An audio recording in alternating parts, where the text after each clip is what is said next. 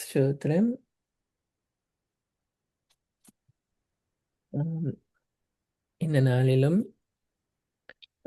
நம்ம ஒரு வேத பகுதியை நம்ம இந்த நாளிலும் நம்ம தியானிப்போம்.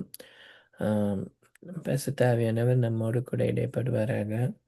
ஆ, ரோமர் அதிகாரத்துல நம்ம கடந்த வாரத்திலையும் இதே வேத பகுதியில் நம்ம தியானிச்சோம். இதில் உள்ள வசனங்கள் ஆம், இன்றும் அதே அது கண்டினியூஸா ரோமர் 14வது அதிகாரம் 17வது வசனத்துல பவுல் வந்து இப்படியா சொல்லுவாரு.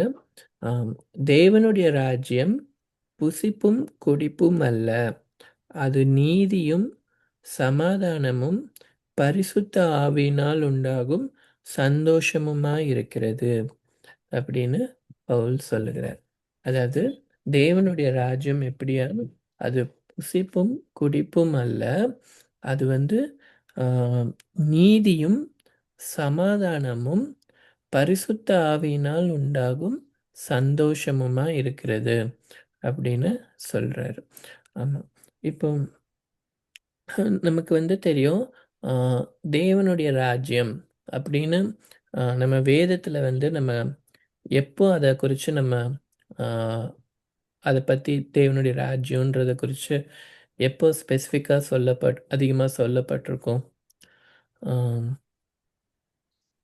இயேசு கிறிஸ்து வந்ததுக்கு அப்புறமா இயேசு கிறிஸ்து வந்து ஆஹ், அவருடைய அவர் அவர் பிரசங்கிக்கிறதுல வந்து ரொம்ப பிரதானமாக படுத்தி அவர் என்ன சொல்லுவார்னா, தேவனுடைய ராஜ்யம் சமீபமாக இருக்கு, தேவனுடைய ராஜ்யத்தை குறித்து நமக்கு நமக்கு நமக்கு தெரிய வர ஆரம்பிச்சது, வேதத்தில் அதிகமாக சொல்லப்பட ஆரம்பிச்சது எப்போன்னா, இயேசு கிறிஸ்து வெளிப்பட்டதுலேருந்து தான் நமக்கு தேவனுடைய ராஜ்யத்தை குறித்ததான காரியத்தை நமக்கு ஆம், நம்ம அறிஞ்சு கொள்ள முடியும். ஏன்னா தேவன் கிட்டி சேர்றதுக்கும் அவருடைய ராஜ்யத்துக்கு ஒரு பங்குள்ளவர்கள் ஆகுறதற்கும் நமக்கு ஆஹ், நமக்கு நமக்கு அந்த வழியை ஏற்படுத்தினவர் யாரு?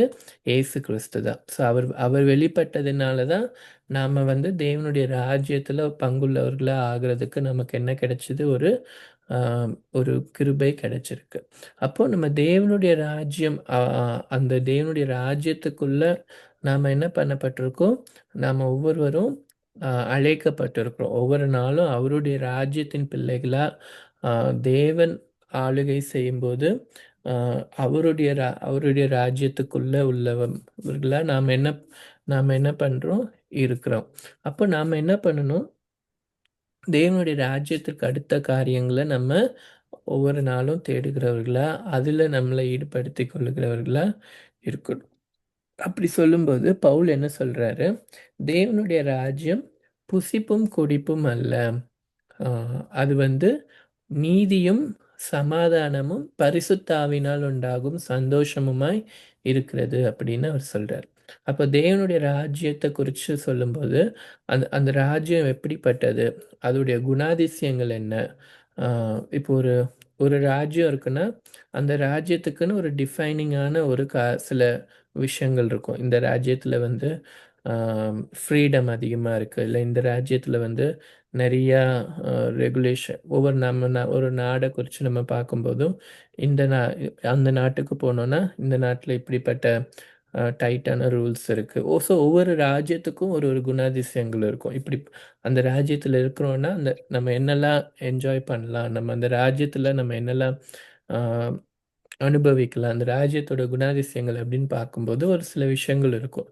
ஆனால் தேவனுடைய ராஜ்யத்தை குறித்து நம்ம பார்க்கும்போது அது எப்படிப்பட்டதா இருக்குது அப்படின்னு நம்ம பார்க்கும்போது பவுல் என்ன சொல்றாரு? அந்த தேவனுடைய ராஜ்யம் நீதி உள்ளது, அது சமாதானம் உள்ளது, அது பரிசுத்த ஆவினால் உண்டாகும் சந்தோஷம் உடையதா இருக்கு.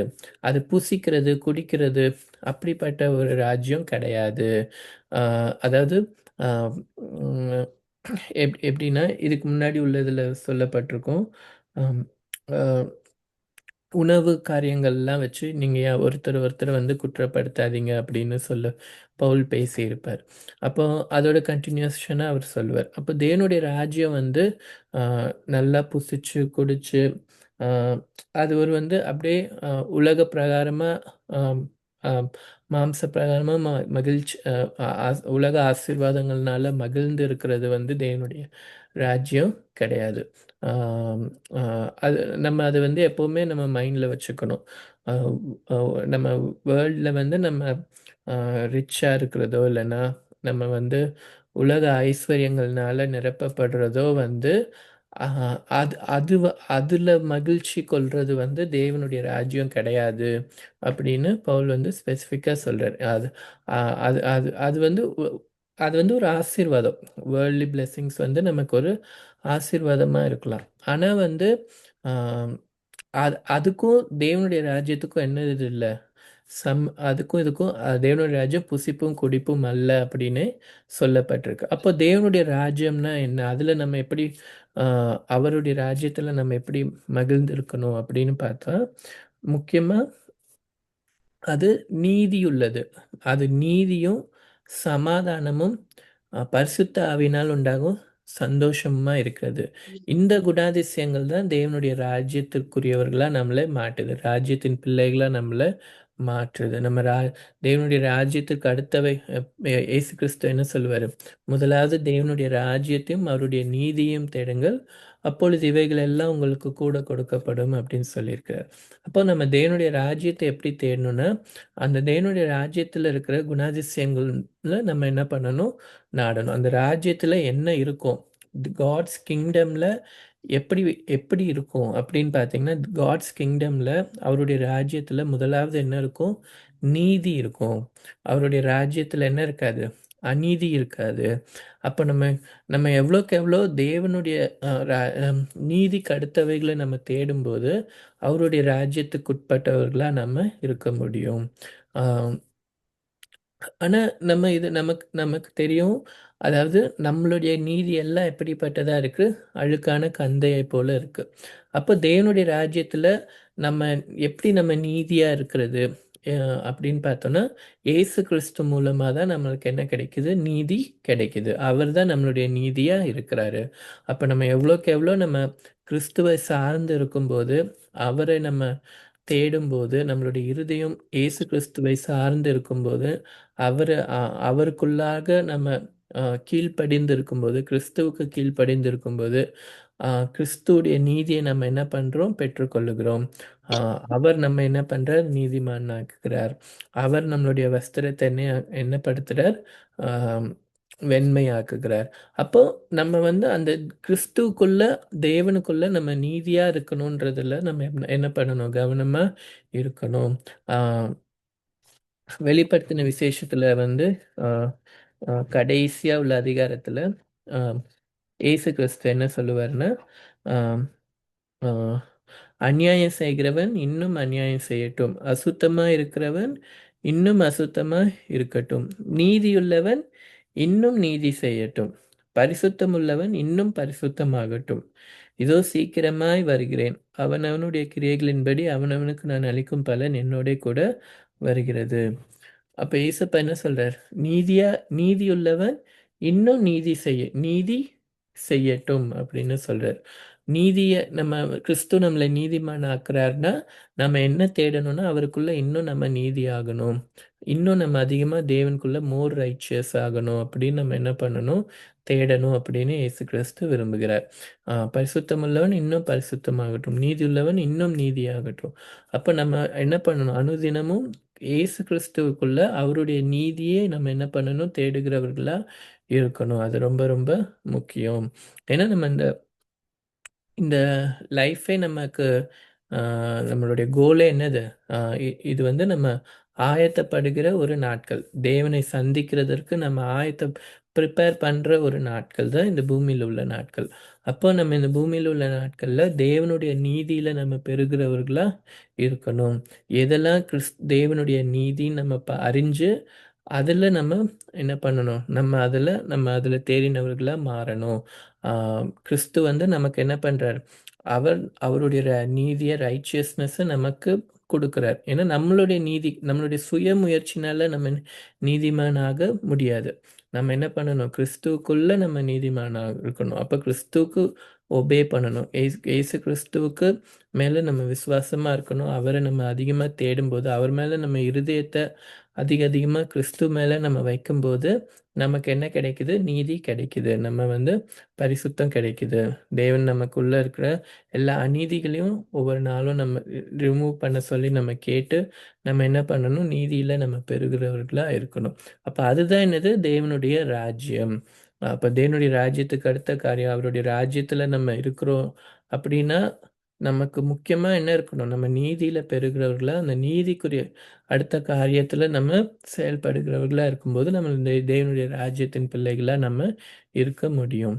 அடுத்த குணாதிசயம் பார்த்தீங்கன்னா, தேவனுடைய ராஜ்யம் எப்படிப்பட்டதா, சமாதானம் உள்ளதா, நீதியும் சமாதானமும். சமாதானம்னு பார்த்தீங்கன்னா என்னது, பீஸ், ஒரு ஆஹ், ஆஹ், ஹம், அதாவது எப்படின்னா, எந்த ஒரு வாக்குவாதங்கள், எந்த ஒரு போட்டி பொறாமைகள், எந்த ஒரு கான்ஃப்ளிக்ட்ஸ் இல்லாம ஒரு சமாதானம். தேவனோட ஒரு சமாதானம், மனிதர்களோட ஒரு சமாதானம். அ தேவனுடைய ராஜ்யம் எப்படிப்பட்டதா இருக்குமா? ஒரு சமாதானம் உள்ளதா இருக்குமா? அங்க வந்து என்ன இருக்காது?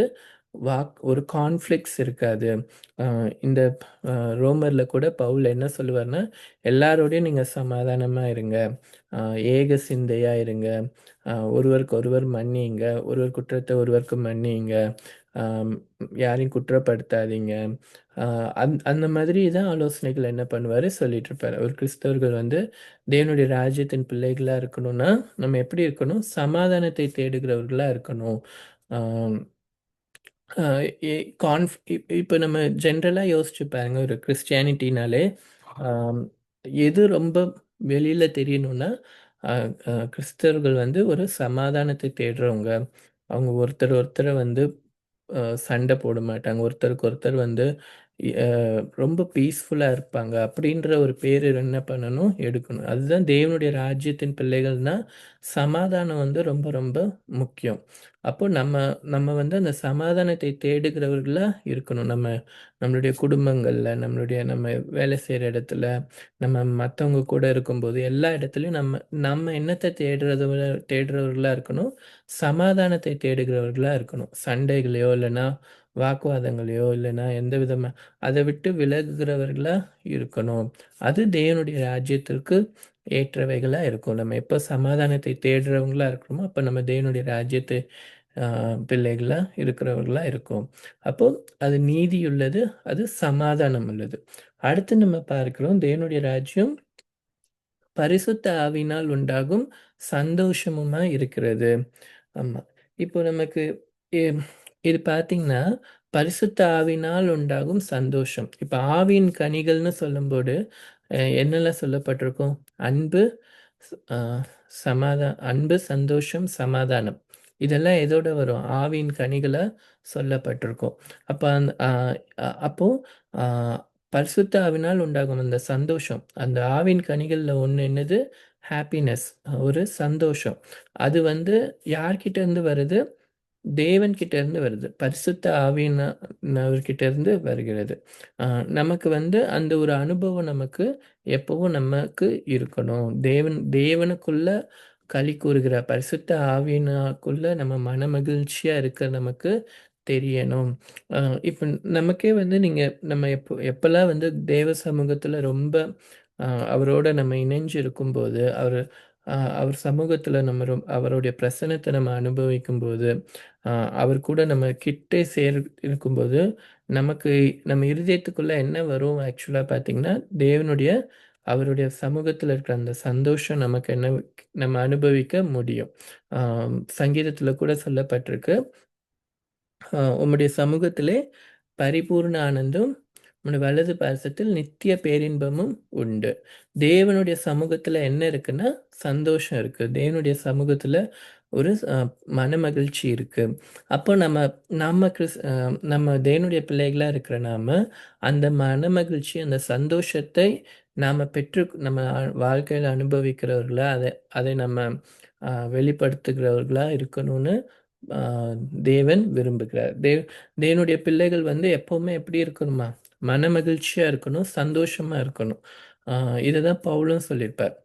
என்ன சொல்லியிருப்பார்? அ கர்த்தருக்குள் எப்பொழுதும் மகிழ்ச்சி அ மகி ச மகி ச கர்த்தருக்குள் எப்பொழுதும் மகிழ்ச்சியா இருங்கள், சந்தோஷமா இருங்கள்னு சொல்லியிருப்பார்.